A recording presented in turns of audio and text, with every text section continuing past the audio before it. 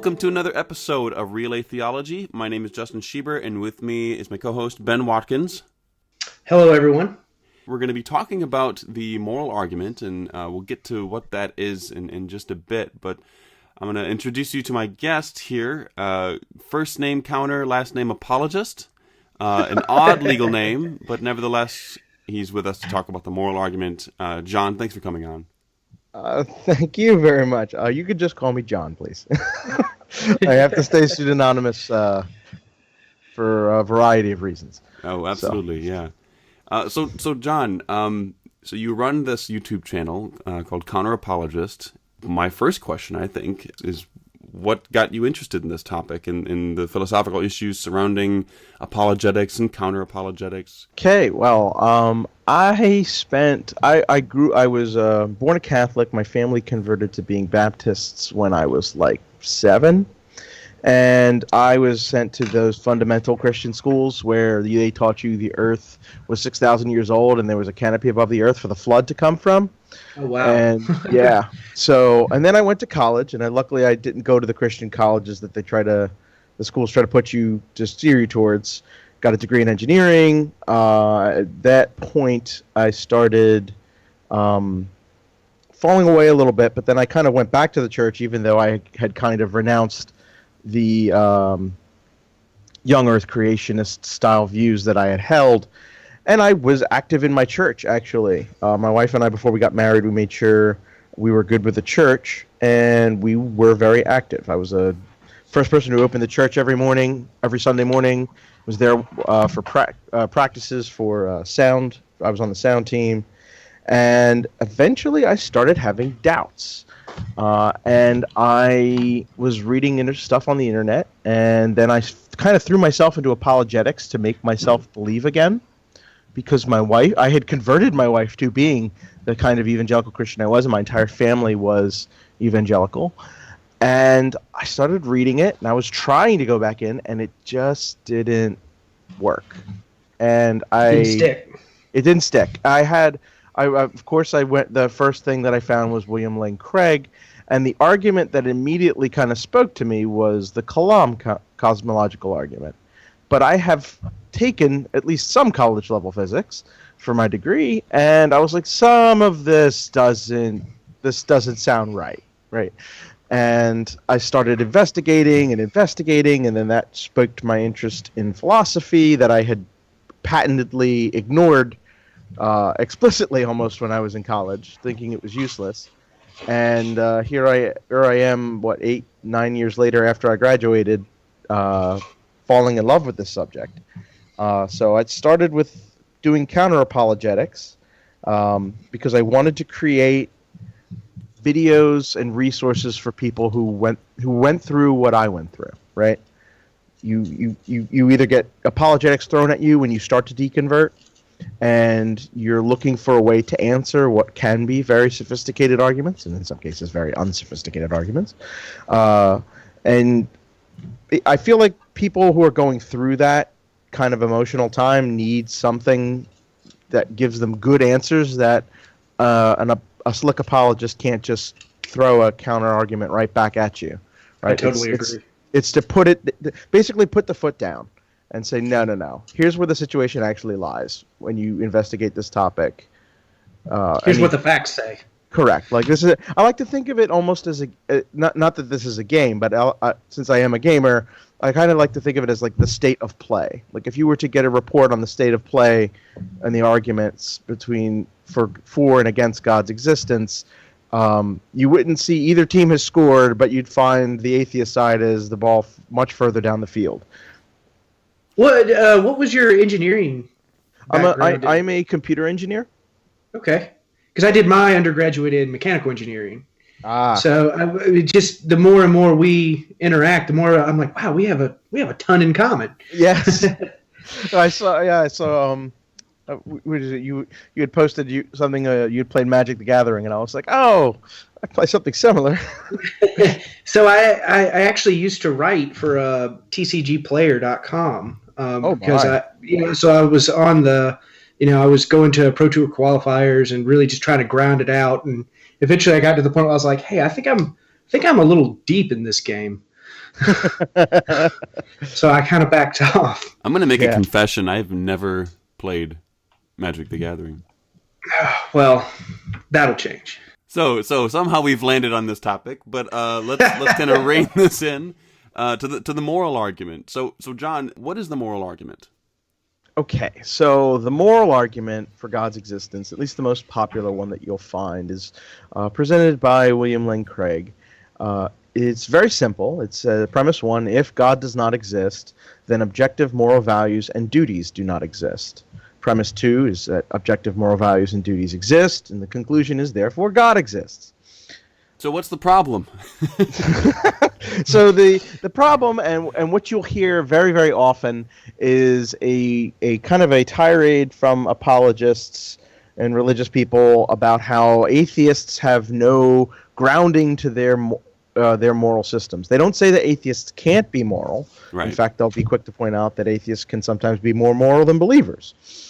So here's the thing. So let's tie together the philosophical concept that's behind this. So this sounds like a very simple argument, but most apologetics have been polished over many, many years to have something very simple up front that conceals quite a lot on the back end. So what the moral argument is about is moral ontology.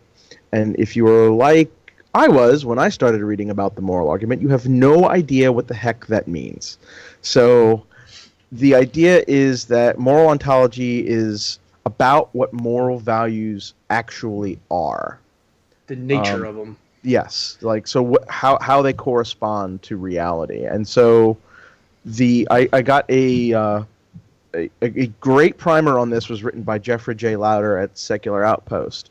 And it's another thing we have in common. Yes, I gleefully took his points. So a lot of credit goes to him. So basically, like it's even hard just to say what moral values are and what moral duties are, and so like explaining what the possibilities that they could be kind of shed some light on it, I think. So one thing is that there's a view called moral naturalism, and the idea that moral facts reduce down to facts about the natural world, right?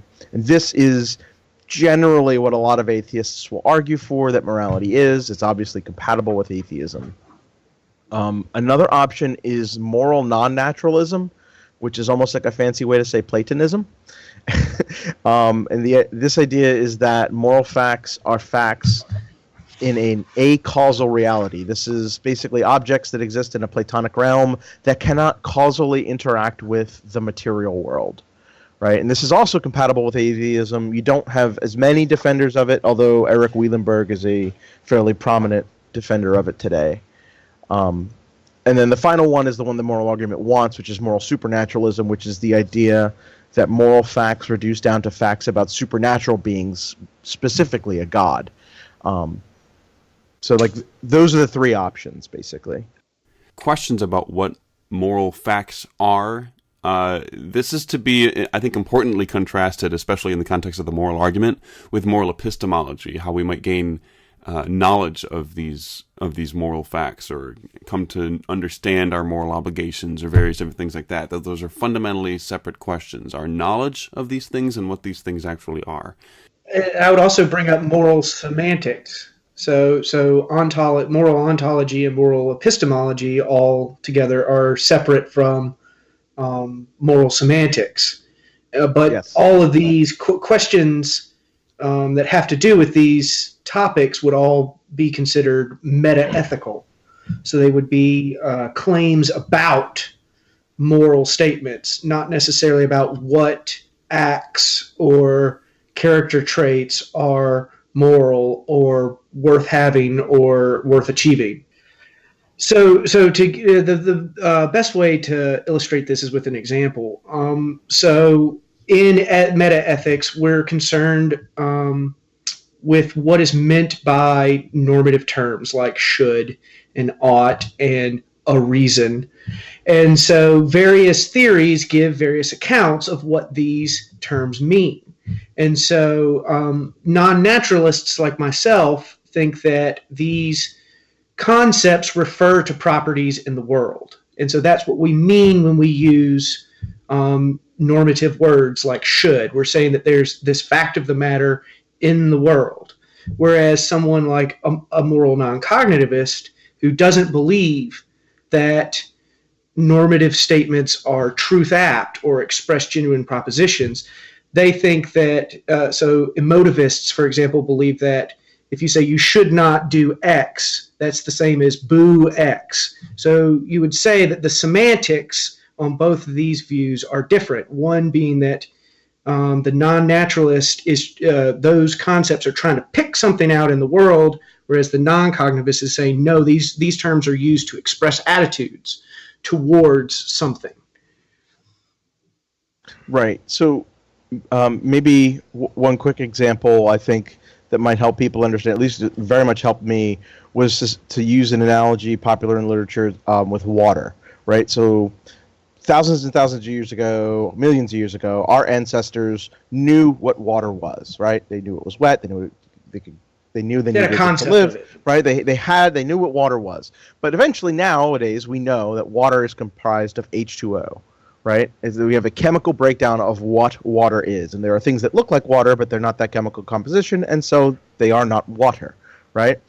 Now, the moral argument is trying to say moral values would be equivalent to water in this case, and what we're arguing over is what they reduce down to, whether it's H2O or facts about God, or if they reduce it about, or if they reduce it all, right? It could just be that there is no further explanation, right? Or that normative facts are a different kind of fact than a natural fact. Yes. So that's one way in which mine and John's view disagree. We both believe that morality is objective, but we have really kind of superficial meta-ethical disagreements. We just disagree on what kind of facts these are. We don't disagree that there are these facts, and we largely, I would assume, don't disagree on what facts give us reasons. We just disagree on what are the nature of those reasons. Is that fair, John? I think so. Yes. So Ben and I, outside of the show, Ben and I have been speaking, and he's pointed me to Derek Parfait and his views about irreducibly normative concepts. You guys had an episode on that, and I've been doing a lot of reasoning. I haven't really accepted irreducible normative concepts into my heart yet. I'm not sure if I'm ready to make that step. My heart yet. Yeah. So there may not be a disagreement in the end. It's just about what kind of, I think it's about what kind of fact a moral ought is. So to bring this back to the moral argument, okay, so those two premises and the conclusion, right? What are the various different ways that one might raise a challenge to this argument? Right. So the way you want to approach this, or for most of us anyways, to reject premise one. Very few people want to say that objective moral values and duties do not exist and reject premise two. Obviously, you could become a nihilist and therefore maintain your atheism. Strikes most people as implausible. Just a little bit, yeah. So the idea is we need to debunk the idea that if God does not exist, then objective moral values and duties do not exist. And one of the main ways I want to show this is to attack the idea of objective in terms of moral values. So what the idea is that theists, or the people who espouse the moral argument specifically, will hold to something that's known as modified divine command theory. And so that says that what we ought to do is whatever is commanded by a loving God. And then when you pose the question, the Euthyphro dilemma, is something good because God commands it, or is something good, or does God command something because it is good? The modified divine command theorist is going to say, hey, that's a false dichotomy. The good just is equivalent to God's nature, right? So God's nature just is goodness. So God is loving, therefore loving is good, right? Yeah, and interestingly, that kind of move, I think, is also subject to a Euthyphro-like kind of response. Yes, it's sort of related. So I call this the Euthyphro dance, right? We do the first step, and that's, they respond back with God's nature. Now the second step is to say, well, wait a minute, is something good because it's in God's nature, or is it in God's nature because it is good? And Sure. Here, the apologists will accept one of the horns of this dilemma. They say, no, something is good because it is in God's nature, right? And so you get this very counterintuitive idea from them saying that, if two people love each other, right, and they have this loving relationship, and it's very good for them, but if God doesn't exist, that exact same state of being in love is not good anymore, because there is no God that exists that has love in its nature. Therefore, that same action can't be considered good. Right. It's also a bit subject to like a kind of arbitrary objection. Yes. Where anything could be within the nature of God, and then by necessity it would be something that is good. There's nothing within the classical definition of God that kind of parses out the kind of semantic content of what goodness is. And so there's nothing preventing us from saying, oh, well, disrespecting consent in sexual matters is good, and so therefore approximating that behavior to that degree is good. That's quite absurd. You lose any a priori way of claiming that God wouldn't command X. So you couldn't rule out a priori that God wasn't analogous to something like a cosmic Hitler.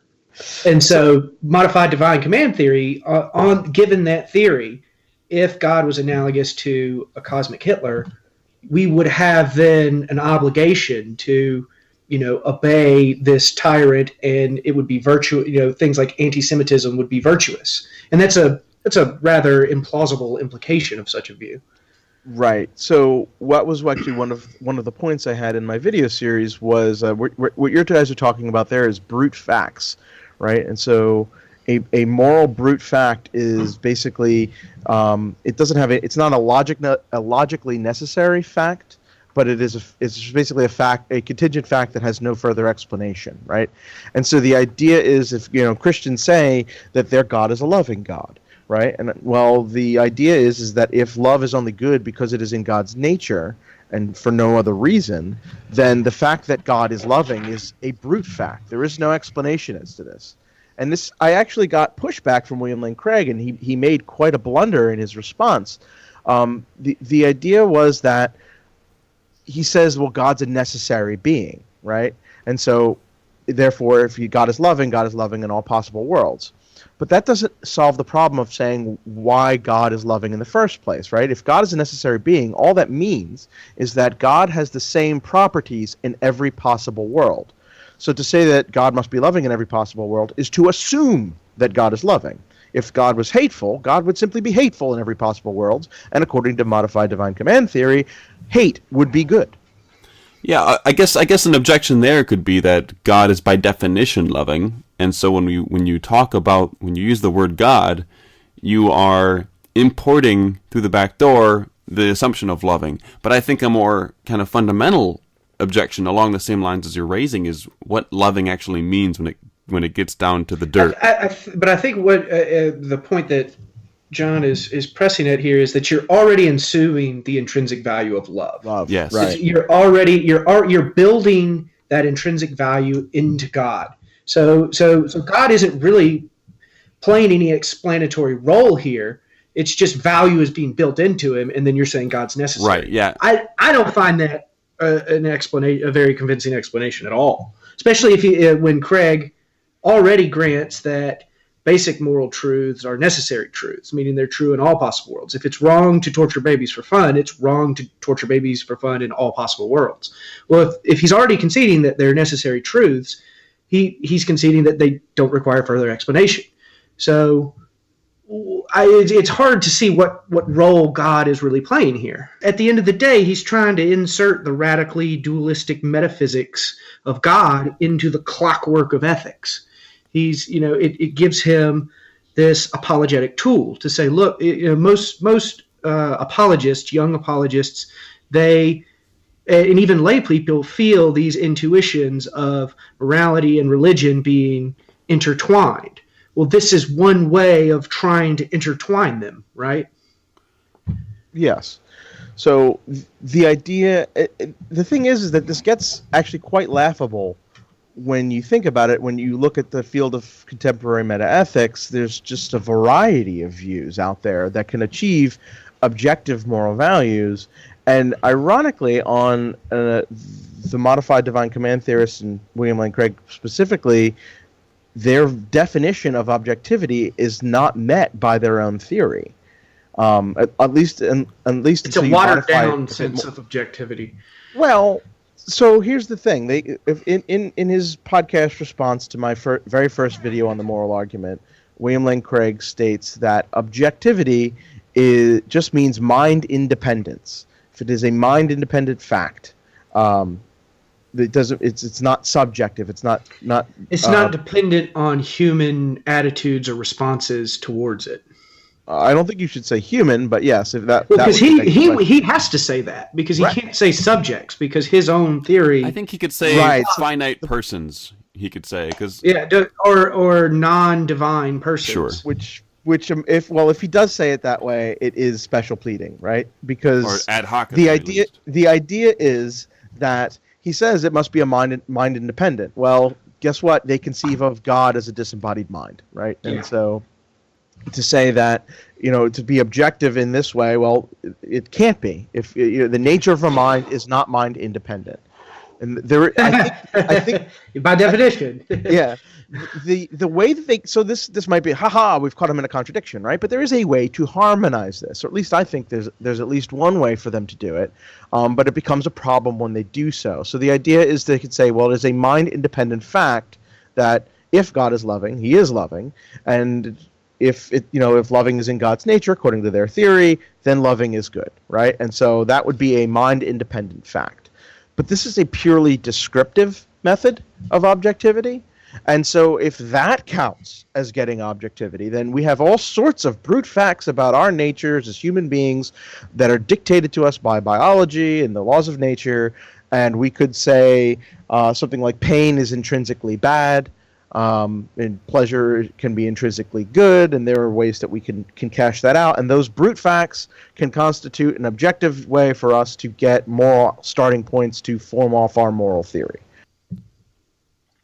Seeing this meta-ethical landscape is really important, and this is one of the things that I've really liked about John's videos is that these normative concepts that are on the table are not limited to the command imperative conception that William Lane Craig is offering. I mean, that's one of several conceptions that you can take on normativity. So, there's reason involving conceptions like mine. There's rule involving conceptions where, normativity is things like laws or codes of honor or etiquette.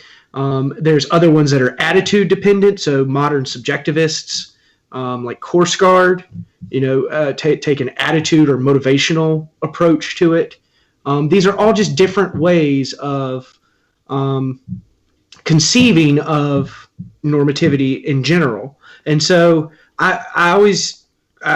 you said earlier that it gets kind of laughable, and I think it is kind of laughable when William Lane Craig wants to press the point that the atheist is committed to this imperative conception of normativity, that you couldn't have anything, nothing, there couldn't be a genuine difference between something being right or wrong or correct or incorrect unless there was some imperative line at the bottom of it. I find that just an extraordinary claim that I don't think he gives anywhere near sufficient.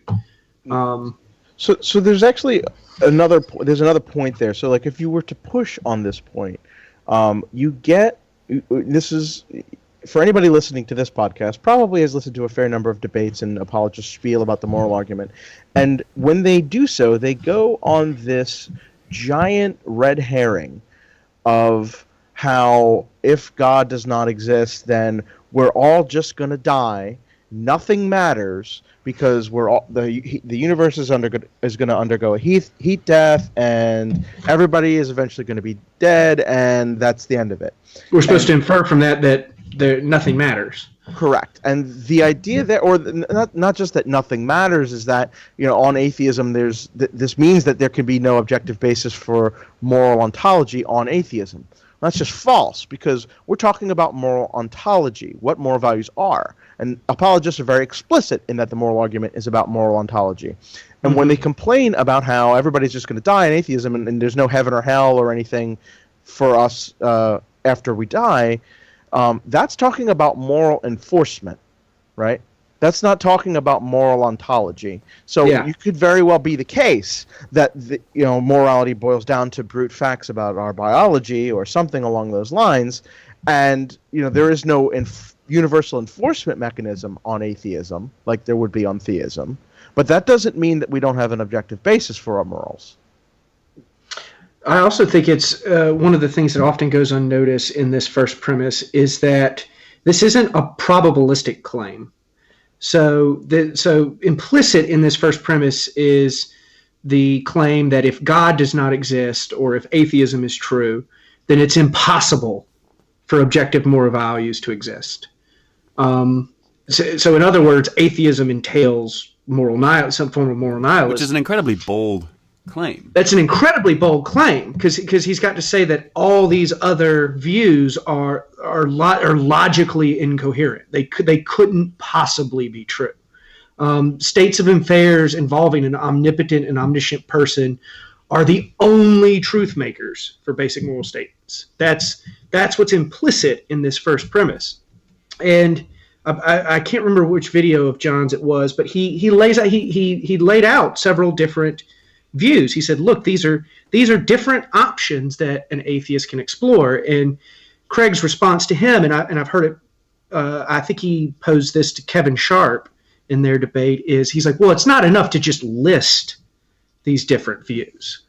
And I'm like, yes, it is. You're making an incredibly bold claim. You're saying that something is impossible. His burden is to show that all these other possibilities don't work at all. And I don't think he's not done that in any of his debates. He's not done that in any of his written work. It's almost like he just completely ignores these other views. There was a debate with Michael Nugent of Atheist Ireland had a debate with William Lane Craig fairly recently, and I had I made a couple of posts say, hey, here's some advice for your debate.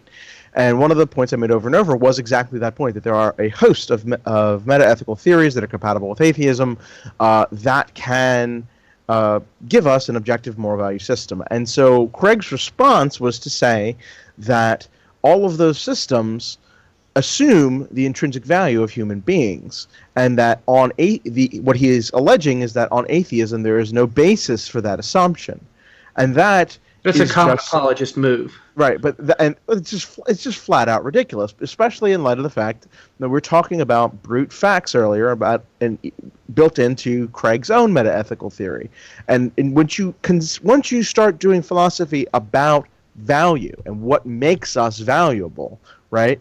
It's going to end in some explanatory ultimate that is very likely going to be a brute fact, although not always. I think there are some theories that don't fall into this paradigm, but many of them do, including modified divine command theory and the idea that moral values are ontologically equivalent with God's nature. So the idea to say, we could say that you'll hear them say, because on atheism humans are evolved via accidental processes, we are therefore no more valuable than other material objects, which is just ridiculous. The conclusion doesn't follow. We can fall in love. We can do poetry. We can do calculus. Right. There are a number of things about us which can give us our value. Right. And so once you have granted that, and you could even go maybe even further and state that the laws of nature, including evolution, there's a limit to actually the kinds of beings that could be considered to be moral agents, right? That will also meet some of these criteria, and those themselves would be brute facts, and anything that had those properties would then be valuable, right? So here's something I had this in my videos, and I wonder what you guys think of it. So once we talk about values and value in itself, right? I think one of the ideas that we could say that would be compatible with atheism is to say that the capacity to value is itself intrinsically valuable. Because Absolutely. in order to value anything at all, you must have the capacity to value. And if that's the a case, trivial truth. right? But in this case, if that's just a trivial truth, then that is our basis. That could be our explanatory ultimate to say, if you have the capacity to value, you are intrinsically valuable. Done. Or you could say something that even more general, just consciousness itself, conscious experiences are in themselves valuable. And so just by virtue of being a being that is conscious, this being has intrinsic value. It's that they have a property that is worth preserving. Right. And I think we can always go back and forth on which of the two has primacy there, right? But I think the end point in terms of the moral argument is to say that this is a general truism about value itself that would be true even if a God did exist, right? God would be valuable because God had the capacity to value, or God He would was be of the highest value, of the highest intrinsic value. correct, right? And so I think it makes sense. If I were to be a theist, I would say I would reject the idea that God's nature was the basis of moral value, simply because to avoid the problem with brute facts, so that you could say, by definition, God is the greatest conceivable being, must instantiate all of the good, right, and to its maximal degree, right? Mm-hmm. But to say that God's nature defines the good when you do that is to leave the qualities of God and his nature completely undefined. Yeah. That the view that you just described, that you would, if you were a theist, that you would take, is similar to the view that I would have if I were a theist, and it's very similar to that of Richard Swinburne, where Richard Swinburne says, look, there are these necessary moral truths, but Swinburne's kind of a rogue in this sense, in that he still believes that God is necessary, but he doesn't believe that God is logically necessary, in the sense of existing in all possible worlds. He's a logically contingent being. There's some possible world in which atheism's true. Well, if basic moral truths are necessary truths, and God doesn't exist in all possible worlds, well, then God can't serve as the ground for basic moral truths, because there's some possible worlds which have basic moral truths, but there is no God. And so then he avoids the self-defeating problem by saying that, look, we have an obligation to God because of the more general necessary truth that we have an obligation to please our benefactors. In the same way that we have this obligation to please our parents, we have this same obligation to please God. And there's no infinite regress problem in this. There's no self-defeating problem in this. Everything fits in a coherent framework, at least prima facie, but you lose the moral argument.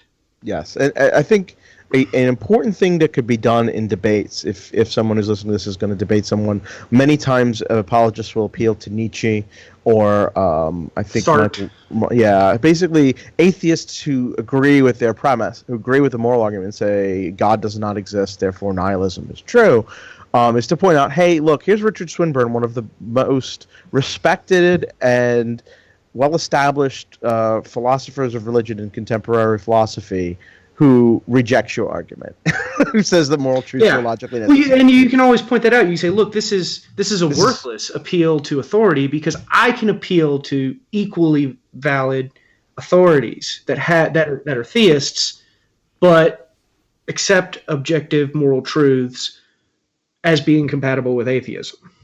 Yeah.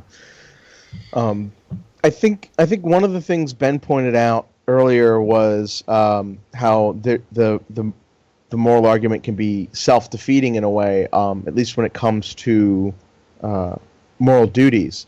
I think is a explicit point that we haven't kind of explained out why yet. That's a good point. Can you unpack that?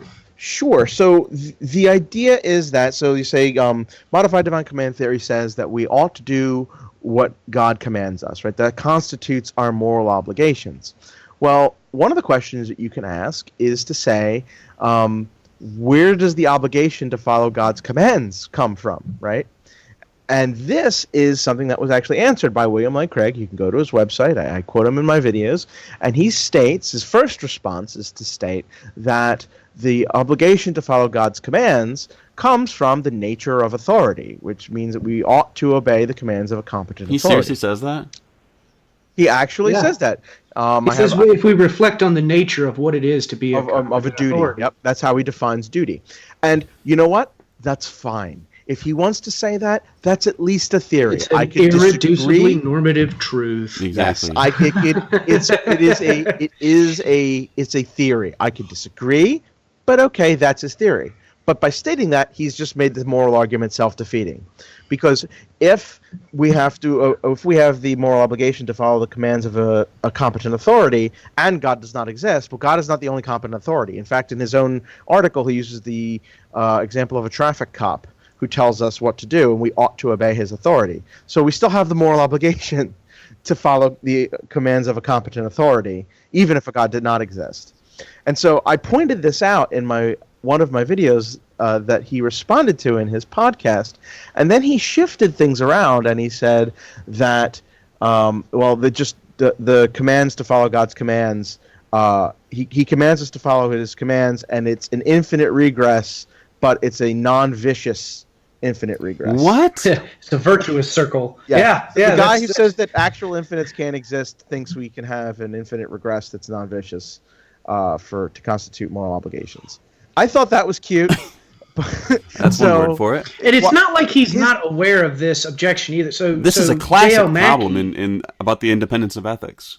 Yeah, J.L. Mackie raises this exact objection in his seminal work, The Miracle of Theism.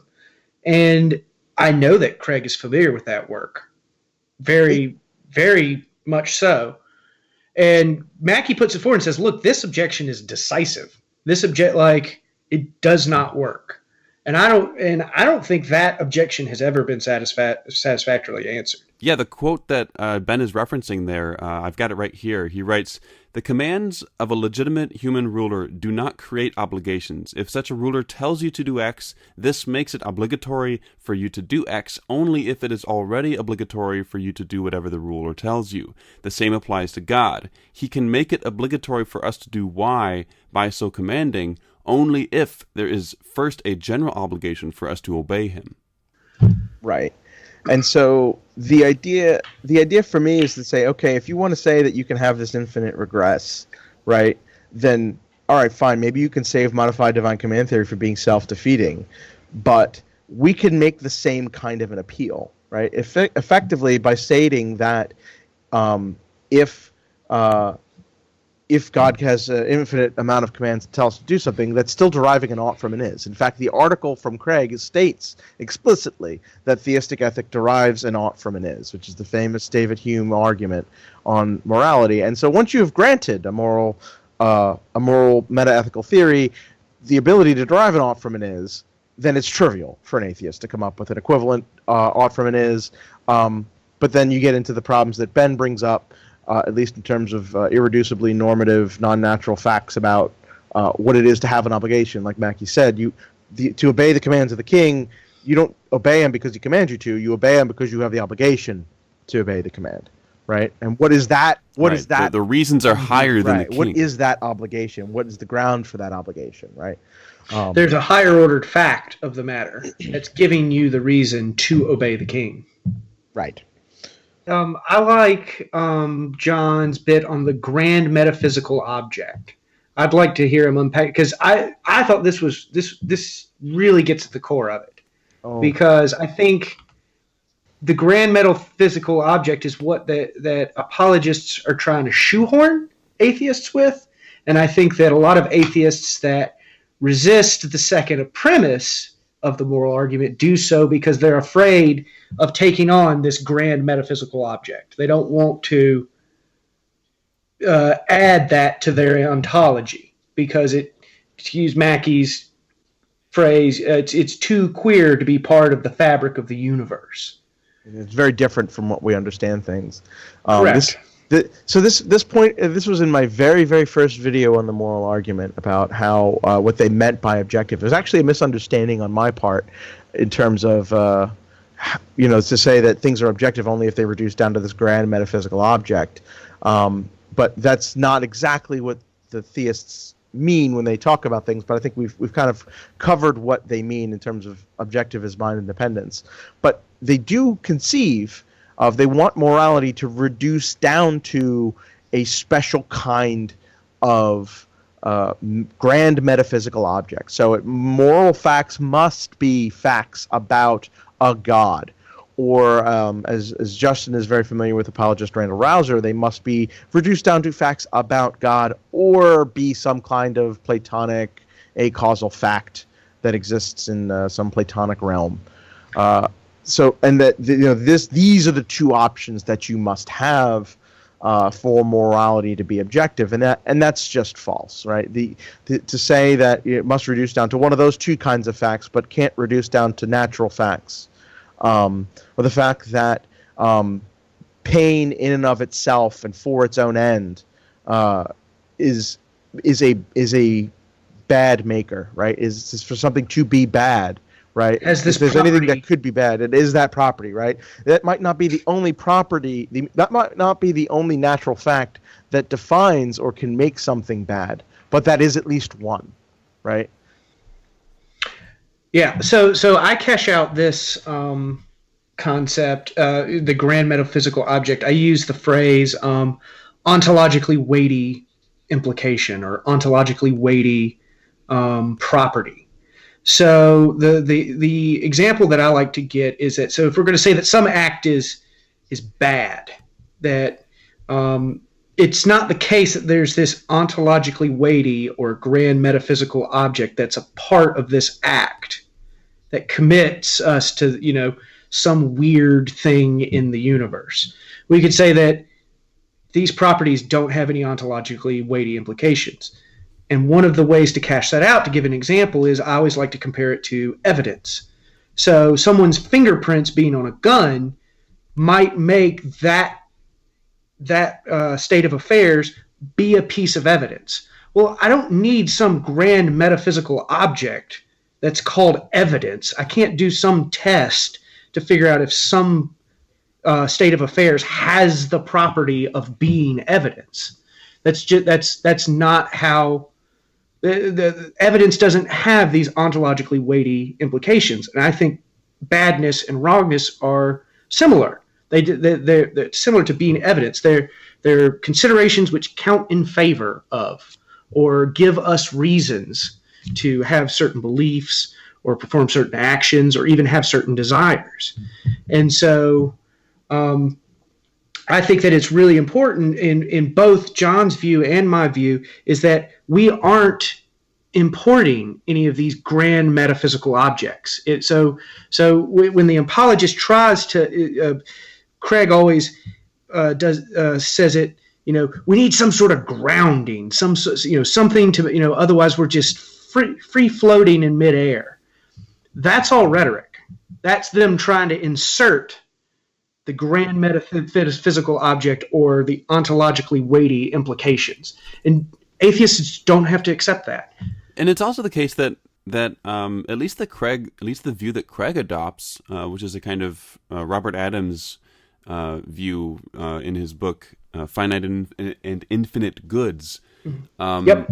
A very plausible case can be made, and has been made by Eric Wielenberg, that this view posits several ungrounded moral facts.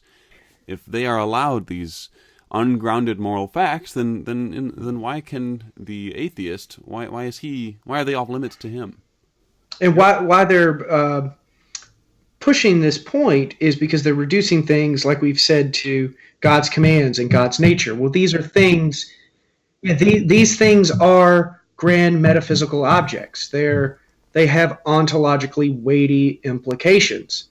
These would be things literally in the world as part of reality.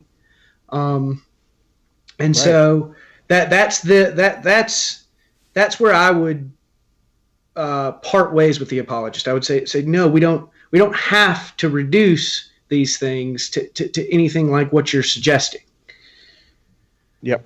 No, I think that's exactly right. I mean, this is what Justin was talking about there is basically what I was trying to get at with brute facts. And then I really liked your unpacking about the idea about obligation and then the analogy to evidence. There's nothing that actually you were talking about goodness in terms of, or badness in terms of. Yeah.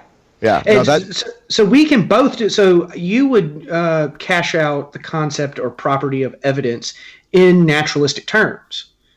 That's one route to go, where I would resist that. I would say no, that we can't reduce properties like evidence to natural facts. And that's, this is an area where atheists can dialogue with one another and disagree. There's a rich traditions on both sides. I'm in the non-naturalist camp with people like Derek Parfit and Eric Wielenberg and Michael Huemer, but John's in the naturalist camp with people like Peter Railton and Frank Jackson. These are very well respected traditions where people can have reasonable disagreement, and Craig never acknowledges any of this. He thinks that they can't make it. No, both of them are wrong. All of them are wrong, and not only are they wrong, but they're logically incoherent. They couldn't possibly be right. Right. And that's where things just get silly. I mean, the idea is we don't need to be railroaded into theism, and we certainly don't also need to be railroaded into either theism or Platonism. And I think that you make a very good point, and I think probably one of the more compelling aspects of moving me over to your view in terms of non-reducible normative facts is the analogy between even on theism. They have this problem of like, well, you must have this obligation to obey God, right? But that obligation doesn't have a correlate to God, to facts about God himself, right? What does it even correspond to at all, right? They would, I think, in order for the real solution to Craig's problem would be to accept something akin to your view on the theistic side, right? And I totally agree. Yeah, that's absolutely Swinburne's view, right? Yeah. This would be not a fact about God himself. It wouldn't, and then you would say there's not a fact on my side on the natural. There's not a natural fact. Right? But this point comes full circle to the Euthyphro. So this is like the claims that we're making were made thousands of years ago in the Euthyphro, saying that, look, no, the reasons have to be independent, otherwise it's going to be arbitrary. And we just end up, if you want to avoid the problems of the first horn of the Euthyphro dilemma, the way to do it is to adopt a view like mine, where no, they're given by their object-given, value-based facts. Those are what give us reasons. So to borrow an example from Thomas Nagel, the natural fact that I will run over a dog if I don't step on my brakes, that fact is of normative importance. That's the fact, the object-given fact that gives us the reason for me to step on my brakes. That's what makes it the case. It's not the nature of an all-powerful being or the commands of an all-powerful being that makes it the case that I ought to step on my brakes. It's the fact that I might cause unnecessary harm to another sentient being. That fact, that's the fact that gives you the reason to step on your brakes. Yeah. No, I mean, there's so much that we could get into there. I've appreciated you pointing me to reading Derek Parfit and Peter Railton. Or David. Yeah. So they've been interacting. So Peter Railton is one of the leading ethical naturalists, and Derek Parfit being one of the leading non-naturalists. They've in Derek Parfit's latest book, On What Matters, Volume 3, they interact with each other and they've resolved their differences. So their views weren't that, like, all Railton had to do was expand his view a little bit and not accept some claims without. And also saying, look, these claims don't have any ontologically weighty implications. And at that point, they resolve their differences. So I think maybe this is a really good point to end with here, is that the idea is that we've given a bunch of objections to the moral argument, and we could show that the moral argument is false. And these are just kind of points and counterpoints that go back and forth over a specific syllogism. The idea is, though, that it's kind of if you were interested, there's such a wealth of material to investigate, and I think the best antiseptic for dealing with apologetics is to familiarize oneself with the philosophical literature, because I think the more you know on these topics, the more of a farce, the kind of Biola-style apologetics. I think the best antiseptic to that is to study philosophy.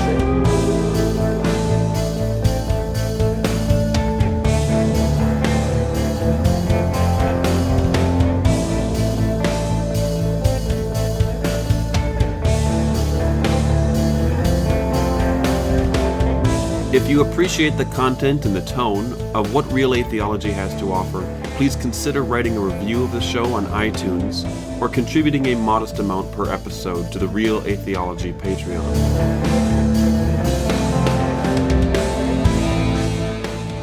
The Real Atheology intro music is by Thomas Smith, with all other music by Jason Camo, The Lost State of Mind.